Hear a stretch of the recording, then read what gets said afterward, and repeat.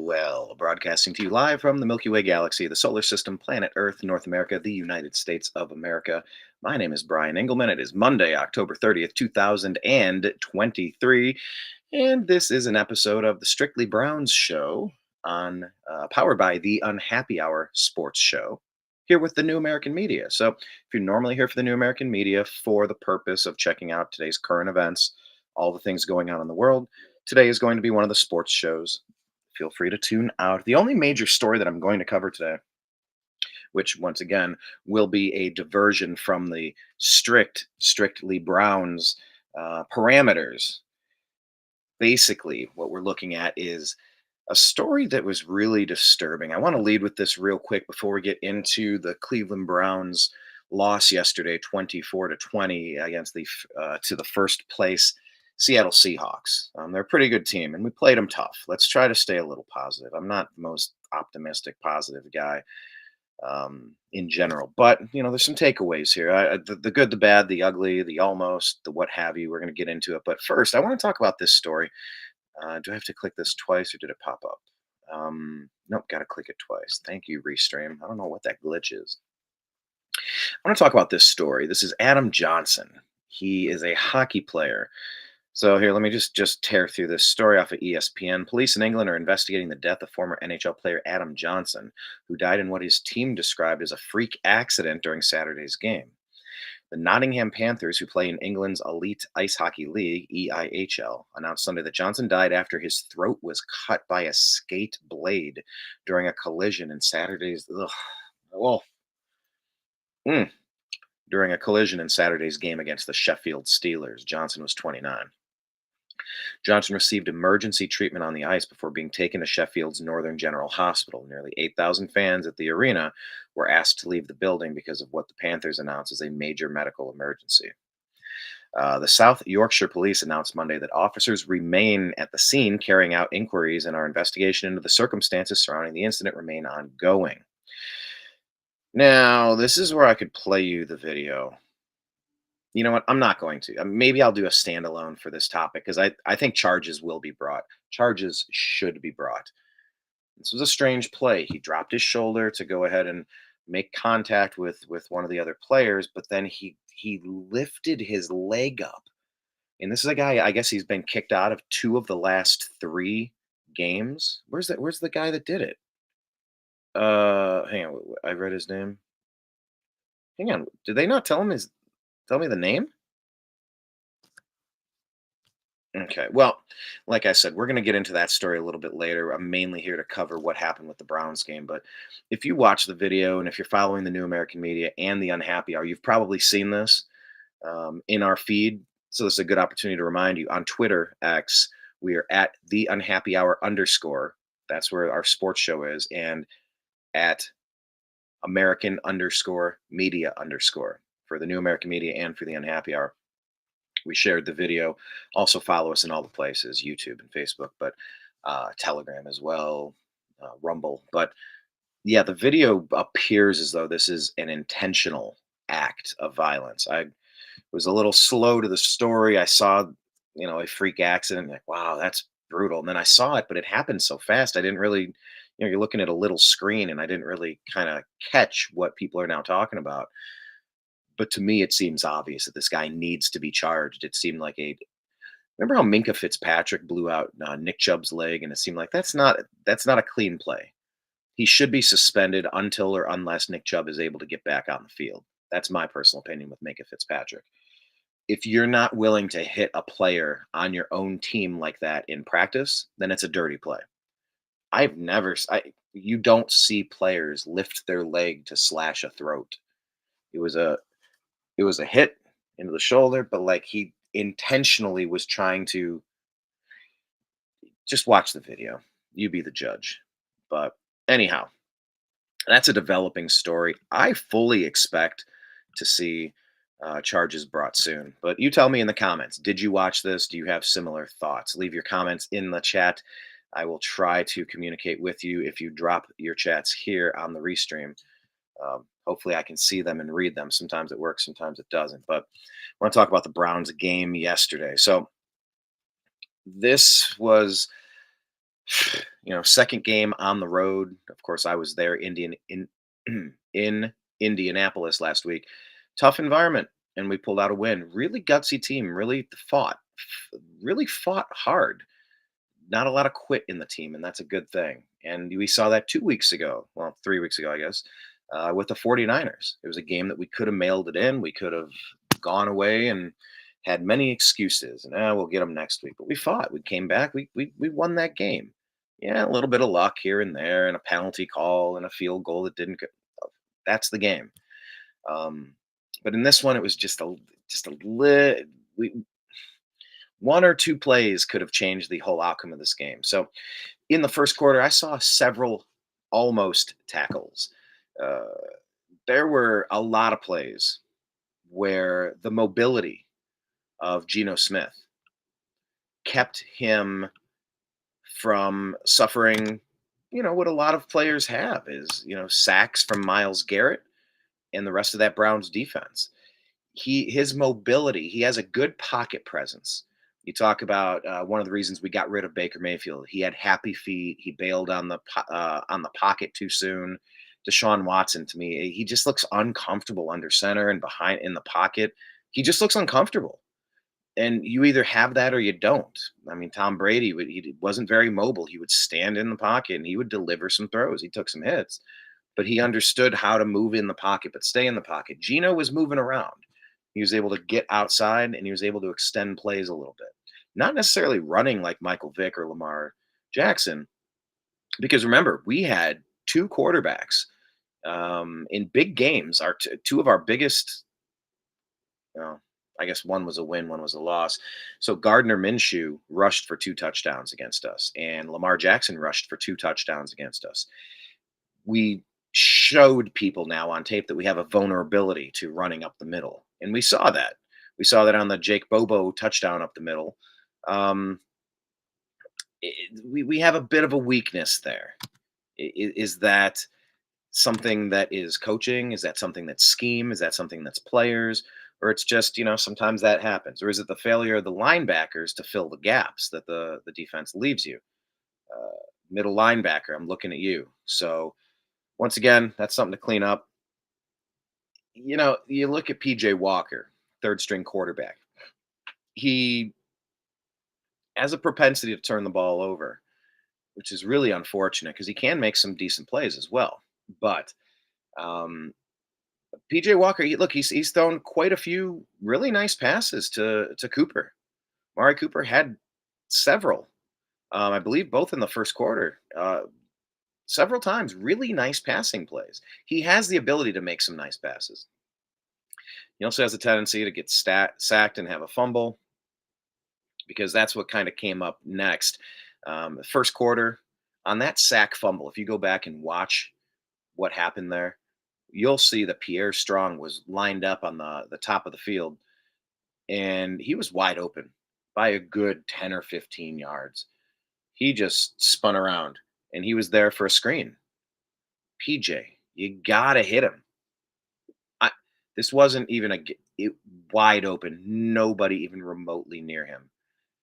If he makes that throw, he doesn't take that sack and we don't give the ball away. These are big things.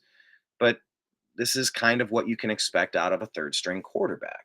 So you just kind of have to start asking yourself, is Dorian Thompson Robinson, is he done now? Like we're just like that experiment's over? He was our backup quarterback. Wasn't he supposed to stay as our backup quarterback? Like we're just on to PJ Walker and that's the thing and it's over with, all said and done? I don't know. Is there a possibility? Let's talk about it. Is there a possibility that we need to make a move? We have like 2 days left, right? For the trade deadline. Kirk Cousins was mentioned because he knew Kevin Stefanski and the Vikings might have been in rebuild mode and at the end of his contract for several reasons. And the Browns have the most cap room in the league. Maybe they could have worked their magic and done something for Cousins, but Kirk Cousins blew out I believe it was the ACL. No, or was it his knee? Or was it his ankle? Either way, he's done for the year. Maybe it was his ankle. Anyway, leg injury out for the year, so he's no longer an option. Uh, what about Jameis Winston sitting there behind Derek Carr? He used to play as a starter. He's one of those players that was injury prone as well. He did have some eye surgery, and I guess his vision cleared up, and then he went on and had a couple of big moments, some big games, but then he was relegated to the backup role. Maybe that's a player to look at. He's got an arm. I don't think he's that expensive as a backup right now. Is that someone you send a seventh or a sixth or a fifth? What's a backup quarterback worth these days? Maybe they have somebody else they could. Who knows? Um, but Jacoby Brissett, I would keep my eyes on Jacoby Brissett. He is backing up Sam Howell. Sam Howell had a big game. I think he had 4 touchdowns, if I'm not mistaken, for the Washington Commanders. And he has familiarity with the Cleveland Browns offense, having led it. He was the starter last year when Deshaun Watson was suspended. So that's a thing. Um, anyway, additionally, um, it's just these unforced errors, the strip sack fumbles, the interception, the other interception. They pile up in this Cleveland Browns team. I believe we lead the league in giveaways. You're not going to win a lot of games in giveaways. Being 4-3 with as many, well, we are so far upside down on the turnover game. It almost defies logic that we're able to compete at a high level. And we're roughly a 500 team. I would hardly call us a high level, but we're beating some good teams, and we got beat by a couple good teams. I think that Steelers game, we really gave that one away with the fumbles, the interceptions, the bad decisions, the sloppiness, if you will. We got beat by a Ravens team, but would we have been beat if we had a decent quarterback back there? That was the game that Dorian Thompson Robinson just thrown to the wolves. The team kind of expected Deshaun Watson to play that game, and so DTR didn't really get a lot of the reps. Had he had the reps, or maybe it would have been different. We just don't know. But anyway, quarterback position is going to be something because we were saying that the defense was dominant, but I mean, how dominant are they? I'll get to that in a second because they have their moments. Look, our defense has the ability to be dominant any given Sunday, but we've also had some problems. Maybe some of the hype is a little bit of hype, and we need to kind of pump the brakes there a little bit and slow down. But anyway, Walker once again just isn't looking for the open guys. Um, he's obviously trying to find the open guys, but he's missing glaringly open people. This is a trend, and this trend reared its ugly head on that final interception that I'll get to in a moment. But I just want to talk about the running back position. I know we had discussed, should we go after Jonathan Taylor with the Colts when they were having their contract dispute, and a high-priced running back. You can't really have two of those on your roster at the same time. But with Hunt being done for the year and us being in our Super Bowl window with Miles Garrett, with Denzel Ward, with Joel Bitonio, with um, some of our best players in contract in their peak years, you got to go for it. But when Chubb went down, it was like, how much are we going to falter? But I just want to say this: Pierre Strong, he looks like a pretty good back. He had several plays that went for big yards. Uh, he's got a burst, and he has a tendency to get chunks of yardage. I think he's pretty good. That's in addition to Jerome Ford. Some people say he can't. He reminds them of Trent Richardson, who couldn't find the open hole. But Jerome Ford does have a skill set, and he's given us some big plays this season. He's serviceable. He's somebody that can rip off an 85-yard touchdown or 81 yards, whatever it technically was. And then also Kareem Hunt with another touchdown, big yards, big play, up the gut for a touchdown. And I really liked seeing how they're using our lineman, Nick Harris.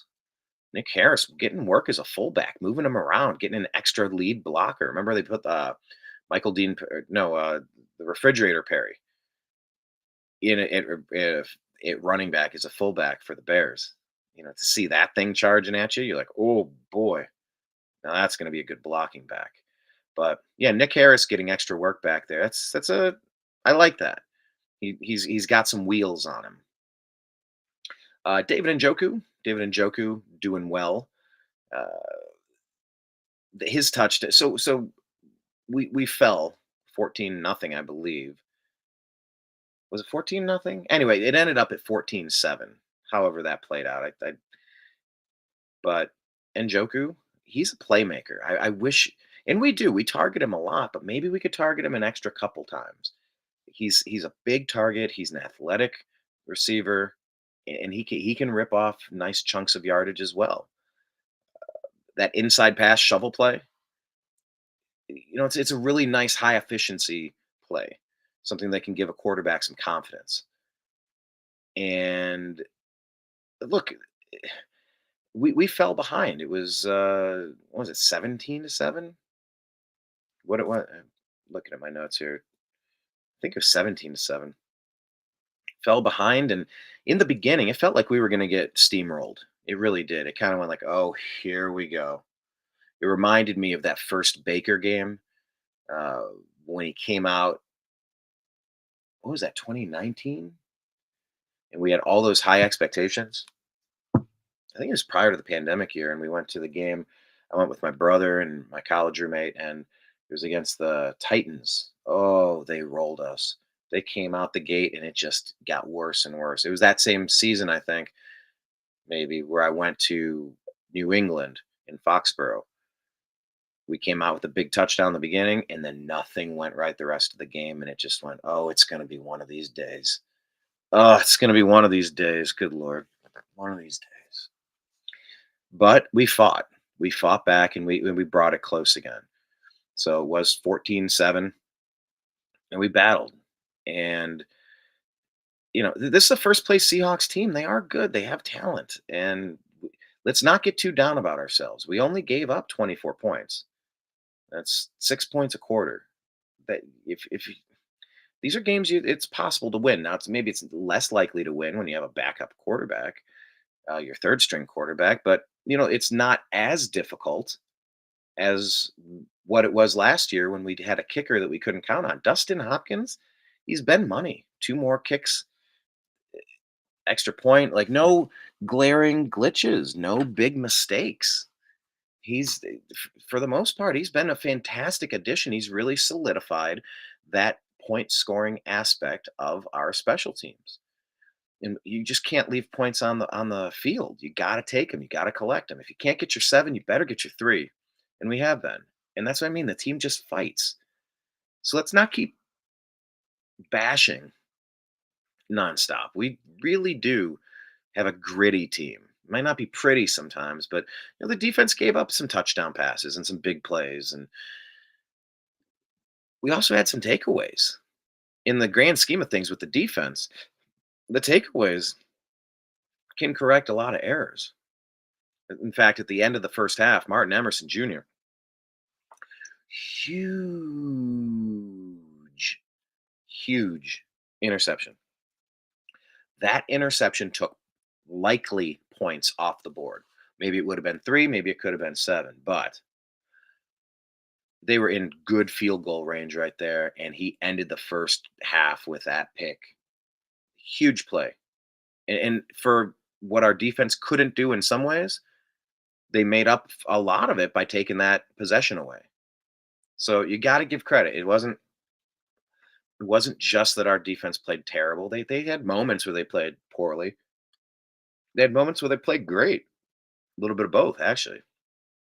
So anyway, also let's not forget Maurice Hurst on the defense. Maurice Hurst, he had a big tip, and he got the interception. When you can get the tip interception from a big guy, man. So we had two large takeaways there. And do we pump the brakes on talking up the defense, or it's a long season and it's going to balance out? Sometimes you give up fewer yards, sometimes you have more takeaways. But like I said, unfortunately, we didn't win the takeaway battle. We gave it up, a fumble and an interception, and it just every time we could have capitalized, we were unable to put our boot on a neck and take it down. I mean, we took the lead 2017. Um, by the way, before we took the lead, I just want to say that in the third and fourth quarter, not Anthony Walker, PJ Walker, he had a couple of QB sneaks up the middle. I'm curious, were these designed runs by Stefanski, or is this something that PJ Walker saw and PJ Walker wanted to take? I kind of feel like when you're on your third quarterback, it might not be a great idea to be exposing your quarterback to additional hits from linebackers or linemen running the ball on called quarterback running plays. I get it. It's a game. I get it. You're going to get tackled. I get it. Injuries happen. I get it. You take what the defense is giving you. But when you're on your third quarterback, you want to slow down and make sure you're doing it right. That's all I'm saying. That's all I'm saying. And so I have concerns about that. I have worries. Why call those if you already got one injured quarterback, one quarterback that's not ready for prime time? What do you do if he gets injured? Do you go back to DTR? Really, what do you do? But anyway, Browns took the lead 2017. Um, actually, why did my notes show that 2017 there? Because here, what's the? Sorry, it's refreshing. Oh, it's so refreshing to get a win. Where's it at? Box score? No, the playback. The David Njoku, Kareem Hunt. Okay. Sorry, I don't know why I'm trying to remember what happened first. Okay, Hunt scored in the first quarter. Then it was the David Njoku touchdown. There we go. Sorry, my notes got scribbled. Anyway, David Njoku had several big plays.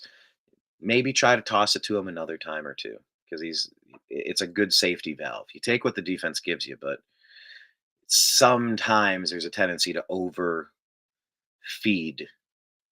Amari Cooper. And was some of that part of the problem with Baker Mayfield when Odell Beckham was in and he was trying to force feed it to him, and he wasn't taking the play as it existed. He was trying to create the play and forcing it to him. And that's a good recipe for disaster because when Beckham went out, Baker got better. Is that because he was ad-libbing and freestyling his plays? Was he not running his routes? Is it that Hollywood Higgins was more in tune, like he was a better route runner? I don't know. But anyway, Cameron Mitchell, rookie Cameron Mitchell, playing defensive back. Oh man, late in the game, Geno Smith threw a. It was a good play. It was just a good. It wasn't the worst throw. It was a good break, and it was just pay dirt. You had a pick six in front of you. I believe he would have had clear sailing for a touchdown to put 7 points on the board. And look, this is a game that was 4 points. We could have won by 3 if we put that 7 on the board right there. We got the ball back, but man, when you get those opportunities, you really have to capitalize. Because when you don't capitalize, those are the plays that you look back on and you go, what could have been the Steelers game if we didn't have those turnovers? Oh, what could have been? You look back on a season, you go, remember what was that one recently? We lost that Jets game. And it was like, we had that game won. How did we? And at the end of the season, you go, if we just didn't give away that Jets game, we could have had a totally different season. These things all add up. Elijah Moore had a few good plays. I'd like to see him getting those slant routes, the crossing routes. Some of the trick plays, they just kind of don't seem to be working. I mean, how many times have we seen Elijah Moore take the ball and run 15 yards backward? I get what you're trying to do, but if that ain't it, get him on the crossing routes, the slants, the quick hits, quick outs. But anyway, defense started tightening up in that third quarter, or in the second half rather. 7 consecutive stops when the Seahawks got to third down. So, I mean, we're talking maybe not 3 and outs because they might have had some first downs in between. I'm not entirely certain, but 7 consecutive third down stops in the second half. Miles got his first sack in the fourth quarter, big once again, because if you can rattle a quarterback by putting some energy into him, that can impact the rest of the game. They'll be seeing ghosts out there, seeing shadows. So yeah, we trailed 17-7 and we came back. We were close. That's a 5-2 Seahawks team. We're 4-3 now. Um, there's going to be questions. There's going to be questions about that running play. It's around 2 minutes left. 2 minutes to go. Why did we throw the ball? Why did we throw it? But if you look at the uh, screenshot of that moment, there were two people that were open, maybe two and a half people that were open. And he just force fed the wrong person, threw a bad ball. But with that little time left, and you have the lead and the field position being where it was, wouldn't it have just made more sense to run it? Maybe Kareem Hunt up the middle? Why couldn't we have forced them to burn another timeout or force them? And at that point, what if you get 2 yards? Then do you go for it on fourth down? You get that first down, you could effectively win the game, run the clock out with the lead. Couldn't do it. So there's a lot of second guessing going on right now with Kevin Stefanski. Why did he pass the ball? Why did he pass the ball? Well, remember a couple of years ago, Pete Carroll, the coach of the team who we were playing, he had the same exact issue in the Super Bowl. Remember that crossing pass that was intercepted by the Patriots at the goal line instead of handing it to Marshawn Lynch? My, how the turntables, how the turntables. It's just interesting how comparing storylines because Pete Carroll is right, got to be right at the top of why didn't you run the ball?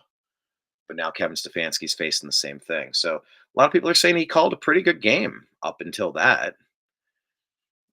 In a lot of these, it's the bounce of a ball, an interception that wasn't, and a missed tackle or a shoestring almost sack that turned into a long gain. It's a game of inches, men. It's a game of inches. And it really is. But look, we're 4-3. If I believe if the playoffs started today, we'd have a spot. Let's just pause. 7 games into the season, 8 weeks into the season, and we're a playoff team. Now, I don't feel good about it. We got the Bengals hot on our tail, and we're playing far from perfect. But that's the story of the season. That's what happens when you play 16, 17 games now. So just take a breath. Let's see. I fully expect Jacoby Brissett to come back. I hope we don't have to give up more than a fifth. Uh, but there were those stories that were reported if the Commanders lost to the Eagles, then it was highly likely that there was going to be a fire sale, that they were going to go ahead and go into tank mode, rebuild mode. And if that's the case, you got several people on the Washington team who could become available. Eagles beat them, but it was a 38-31 game. We'll see. You just wonder, like, if we had Josh Dobbs, could we be undefeated? Could we be 5-1? Wait, what's my math? 6-1? 6-1 instead of 4-3. We could have probably won one of those games with competent quarterback play. Like I said, PJ Walker, he can make some throws, but he a fumble, a turnover. It's a ruiner. It really is a ruiner. 2 interceptions and a fumble for PJ Walker. 28.7 QBR, 59.6 rating. That is not good enough to get it done. So I, for one, I hope we do something at quarterback. I think we're talented enough to compete. We do have some playmakers at key positions. Let's go for it. I don't know. I don't know how many weeks they expect Watson to be gone. I've just kind of written him off for this season. Maybe that's foolish of me. Maybe I'm onto something. I really don't know. Maybe nobody knows and everybody's just guessing. But this whole he was cleared to play but couldn't play. He played a series, but then he went out for a concussion, but he was cleared, but then he didn't come back in. Why not come back in? Guess he just couldn't make the throws. And I've had a shoulder injury, and it's the weirdest thing sometimes. to describe a shoulder injury is that you do normal things and you think you're fine until you go to pick up a bag, but it's like the certain way that your arm's extended and a certain way that the weight torques down, or if you go to stand up but you kind of forget, or if you're knocked off balance and you have to catch yourself, or especially in football, you're getting thrown around, banging, people hitting you, people falling awkward. The shoulder's a weird joint that way. If it works, it works. If it doesn't, it doesn't. And the only thing that fixes it most of the time is a surgery. So I don't know. I don't know if they expect Watson to be back, but if we can get Jacoby Brissett at a fair deal, I say we go get him immediately. Because I said it last year. I said if we had Jacoby Brissett play all of those games, we would have been a playoff team. But no, they had to play their franchise quarterback. And he stunk. He stunk last year. Stunk. Stink, stink, stunk. Um, but you don't have a $230 million Ferrari and not take it out on the road. But I was just arguing the opposite point there, saying you don't take your Ferrari on a quarterback run up the middle. But maybe that's the equivalent of not taking your Ferrari off roading. All these metaphors, right? But look, the Browns are getting ready. They have a game. If you look at the roster, if you look at the schedule, rather, this is a game coming up that you would cross off as we need to get this one. That is going to be the Arizona Cardinals on the road again, right? On the road again.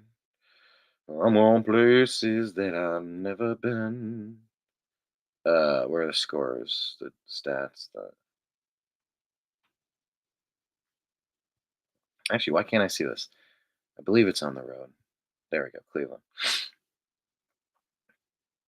Oh, no, no, no, I'm sorry. Yeah, I wasn't confident about that. Cardinals are visiting the Cleveland Browns. Cardinals are 1-7. That's a game you need to get. Browns are early favorites, 7-point favorites at home. Then to round out the schedule, let's just tell you who's coming up. Tell us, how many wins do you think this team could get? We have 4 wins, 3 losses. We have the Cardinals.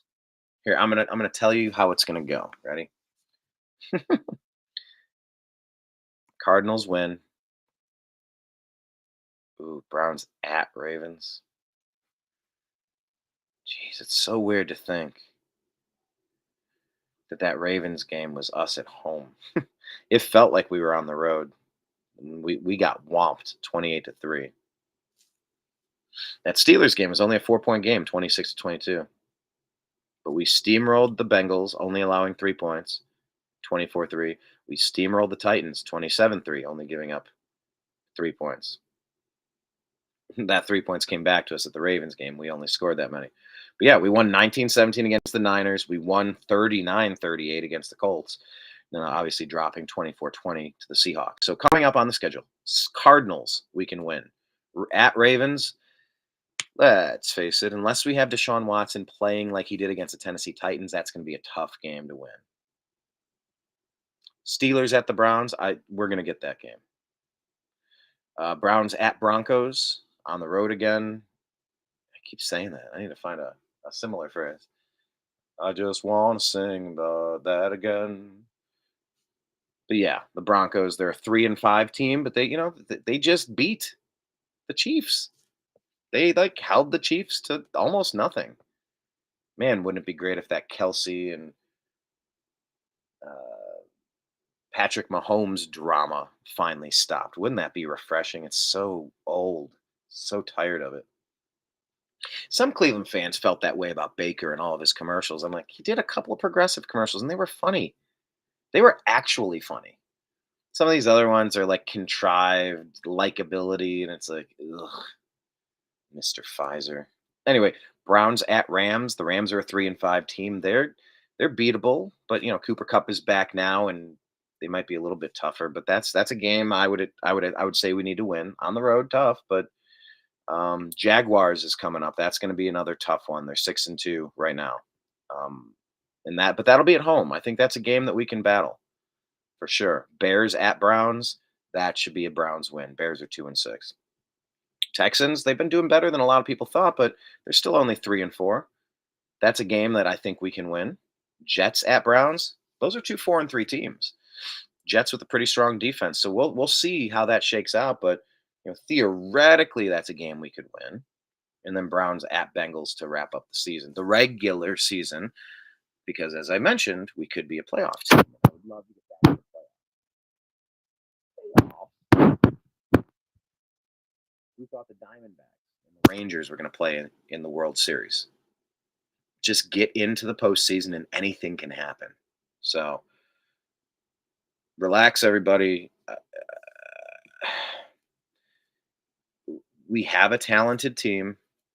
We have several key injuries at quarterback and running back. Good Lord, those are tough ones to just fill in with some geek off the street, but we're fighting. We're scrapping.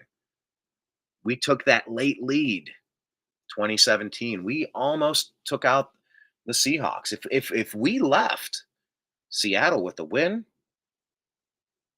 being 5-2, how does that feel today? Walking in victory Monday. But it wasn't meant to be. But I am very excited about the fact that we are tough, resilient, resourceful, not perfect, but we do make big plays. We have big time players, and they say big time players make big time plays in big time games. So, something to think about. So, that's the wrap up for this game. This has been an episode of the Strictly Brown Show, powered by the Unhappy Hour on the New American Media because the old American Media failed you. Follow the Unhappy Hour in all of the places and stay involved in our groups. Our groups are fantastic. We communicate about sports nonstop. And I'll give you more Browns information and we'll cover, once again, that awful hockey story. So, you see Nick Chubb go down and you see that. Oh, it's just we'll see how it shakes out. But leave me in put your comments. Tell me. Leave your comments. Once you watch that video, and if you already have, you're ready to give me an opinion. Do you think that hockey players should face criminal charges? I'm inclined to say yes. Convince me otherwise. Change my mind, if you will. But yeah, big game against the Cardinals. If we can, if it's big if because any given Sunday anything can happen. But if we're able to get a win, let's just imagine we'd be 5-3, and we would continue to stay in that playoff echelon, stay on the other side of hoping for bad things to happen to teams above you. Just stay focused. Don't worry about the cars behind you. It's like Mario Kart. You got 9 racers behind, or however many racers behind you. Just keep your eyes on the prize. You're in the position. It's like the Mario Kart Cup, like the Mushroom Cup, and you've compiled enough points where you're going to be the winner as long as you don't fall out of fourth place. And we're in the perfect position. Just if we, as long as we get something for here, we're going to get first place. Just don't fall too much. Don't falter too poorly. Too Yeah. Don't play too poorly and make sure that you take care of business. And that's one of the games that are coming up against the Cardinals for sure. Take care of business. We're 5-3, and we are a playoff caliber team at that point. So, looking forward to next week. Tough loss, but let's just catch our breaths, guys. We didn't expect to lose Nick Chubb. We didn't expect to. Well, some of us expected Deshaun Watson. I never really cared for Deshaun Watson. I didn't really think he was all that talented per se. I mean, I know he put up Pro Bowl numbers. I know he chucked it up and got a national champion. I know he has the pedigree. I know he has the resume. I just never really thought he was that good. I never really cared for him that much, and maybe that was just a function of maybe not watching him that often. But I was hopeful. I even drafted the guy in my fantasy football league. I thought he was going to come out and have a big year. But even before the injury, he wasn't playing well. He got one good game against the Titans. It was a good game, not a great game, a good game, and a win, a big win. But who would have thought that Watson would still be struggling? The injury, set the injury aside, but now they're calling into question his heart. Uh, well, not like he has a heart condition, luckily, yet that we're aware of. It's just, does he have a desire to get out there? He's got a fully guaranteed contract. But on the flip side, most quarterbacks kind of have fully guaranteed contracts because you're not going to cut your superstars. I get that. but he's played far from superstar status. Who would have thought this would be our weakest position? So I would feel a lot better about this team moving through this season. If we're going to get Watson back, that'll be a bonus. I've set him on the shelf for the whole season. I'm anticipating we're not going to see him play. If he does, that'll be a bonus, but he's got to play better than he did in Indianapolis because, Lord, he looked terrible there. But if we can upgrade PJ Walker with Jacoby Brissett, and I would consider that an upgrade, I would feel much more confident about our opportunities to continue as a playoff football team, keep winning the games we're supposed to win, and maybe pull out a surprise victory. A Ravens, or I don't know where we're going to be necessarily underdogs, but that Ravens one probably. I mean, absolutely, based on the body of work as of today, I would feel more comfortable going into that game with Jacoby Brissett than PJ Walker. But look, PJ Walker took care of business and we were up 2017. If the defense just holds them, if they just hold them to a field goal, at least we're in overtime and we got a chance. We extended the opportunity to win. They couldn't even do that. So, this in a way was a team loss. 3 turnovers from PJ Walker. It's of course it's on PJ Walker. But it's also on that defense. If you want to blame Stefanski for not running the ball to try to run the clock out, I understand. I'm not going to tell you you're wrong about that. And I kind of said the same, just run it. But things happen. That's why you play the game. And that's why it's so unpredictable and so fun sometimes to watch, which is why we enjoy sports, the unpredictable nature of it from time to time. So I appreciate you. I love you. Go Browns. We'll talk to you again soon. All right. Take care, everybody. Peace out.